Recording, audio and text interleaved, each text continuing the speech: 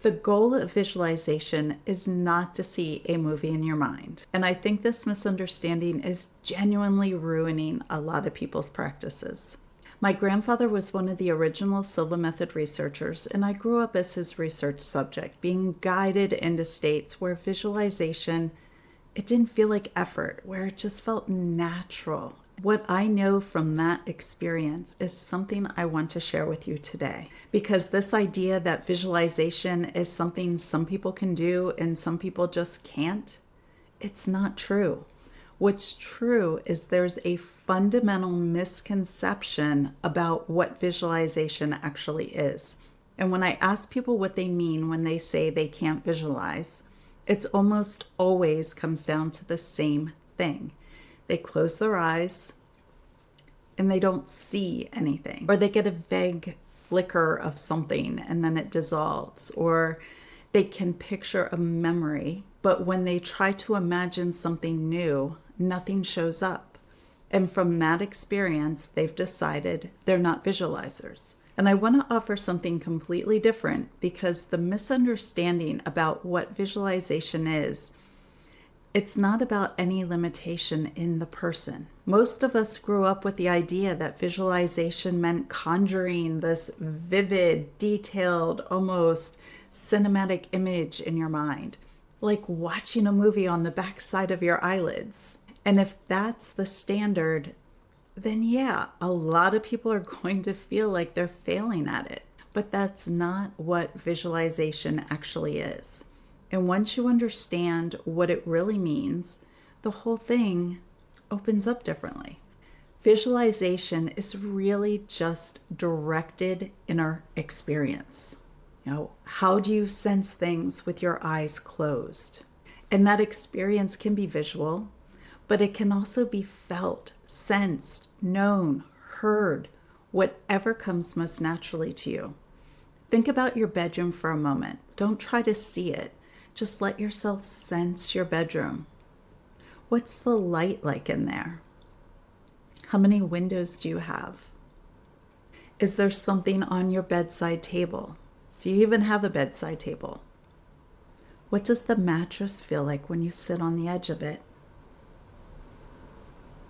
You just visualized your bedroom. Maybe you saw something, maybe you just knew things were there. Maybe it was more of a felt sense of an image. And all of that is visualization. All of it counts. The solar plexus, that area just below your sternum, is something I talk about a lot in this work because it's one of the most reliable places in the body to feel a sense of something being real or not real. When you connect with something true, something aligned, something that genuinely resonates with you, you often feel a warmth or a settling there. And when something feels off or contracted, you feel that contraction there too. That felt sense is just as much a part of visualization as any image you may conjure. It might actually be more important because the subconscious, it responds to feeling an embodied experience, not just those mental images.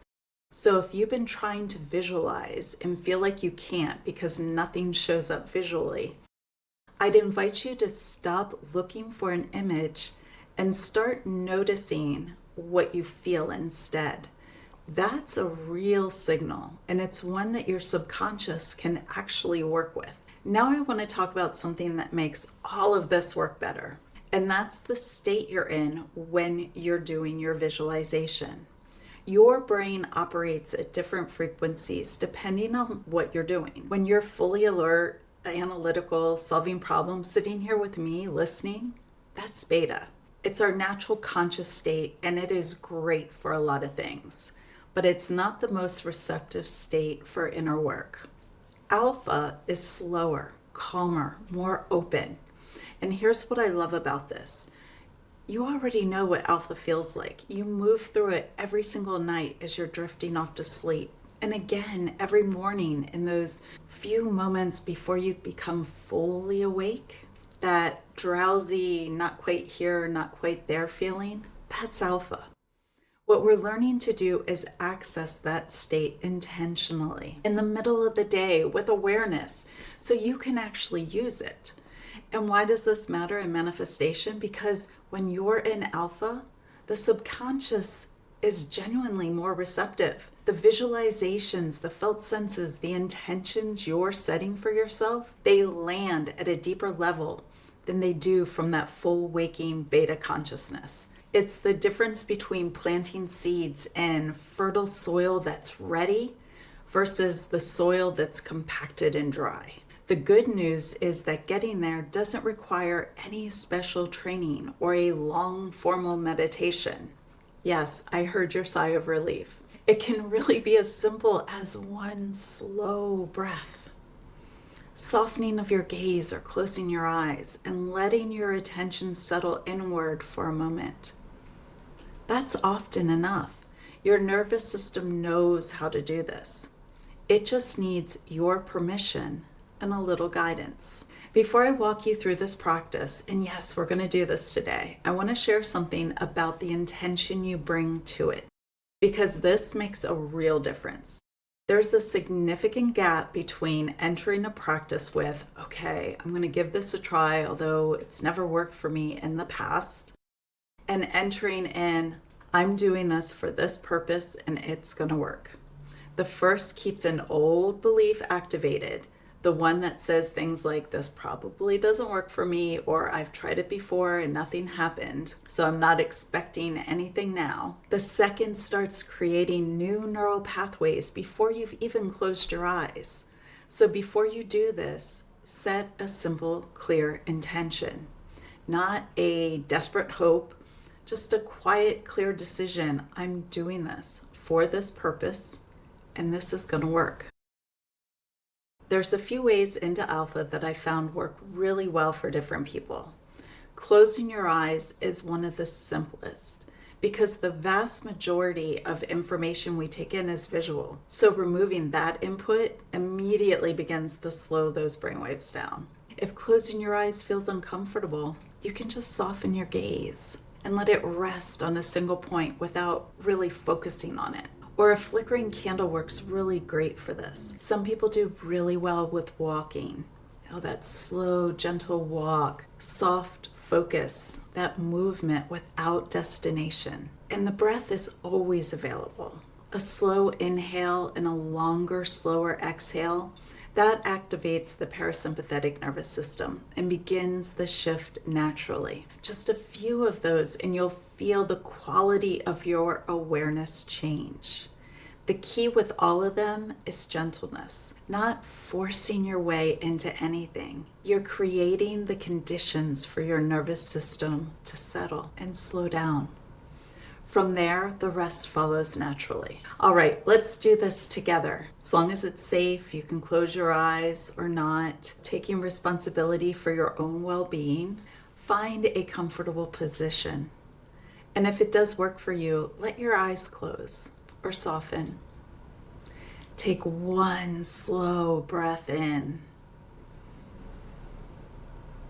and a longer, slower breath out.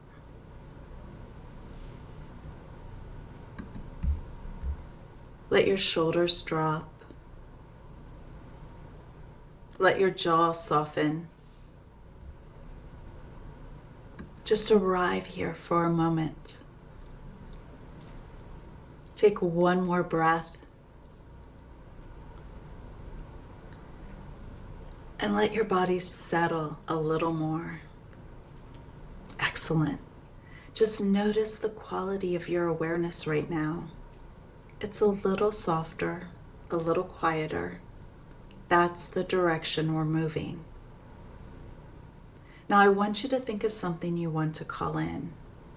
It can be something specific or just a quality of life you're moving toward. Maybe it's more ease, more abundance, a loving relationship, an opportunity, better health, whatever feels most alive for you right now in this moment. Don't try to figure out how it happens. Just bring it gently to mind and ask, what would it feel like to already be on the other side of this? Not the path there, the other side of it, the version of your life where this is already real. Let yourself sense into that. Imagine into that. What's the quality of it? Is there ease there? Lightness. A grounded knowing. Just notice what comes up. And whatever comes, whether it's an image or a feeling or a sense of something, that's perfect. That's yours. Stay with that for a breath. Let it be real in your body. Let your solar plexus feel into it, that area just below your sternum. Sense the warmth there, the sense of recognition.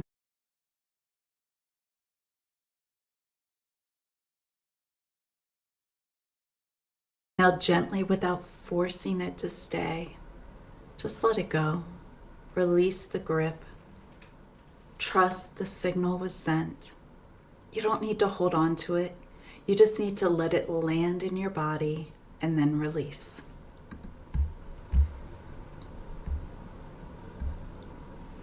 Now take one more slow breath. And when you're ready, bringing your attention back to the here and now, gently wiggle your fingers and toes and open your eyes when you're ready.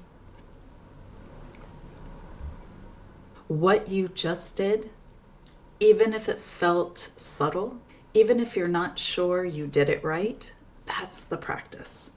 That's what I've been teaching for over 20 years and what my grandfather was researching before I was old enough to understand what he was doing. The more you do this, the more familiar this state becomes, the more easily you can drop into it, and the more clearly you can sense what's aligned and what isn't. This is why I talk so much about it not being a special gift. It is a natural human capacity that most people have never been shown how to use intentionally. And once you have it, you have it. It becomes something you can reach for whenever you need clarity, whenever you want to align with something you're calling in, whenever you want to check in with yourself about a decision. That's the kind of practice I wanted to build into Fearless and Free. Not something you do once and forget, but something that becomes a part of how you move through your life. The alpha state work, the visualization, the subconscious clearing, all of it together in a way that you can use on your own without needing to rely on someone else every time. If you want to go deeper into this, the Start Here page on jenbarber.com has free tools that begin exactly here. And Fearless and Free is the full system, the rewiring, the clearing, and now I'm adding a full manifestation module with practices built around everything I shared here today. The links are in the description. Take a breath. Trust what you felt and let your life get better and better and better.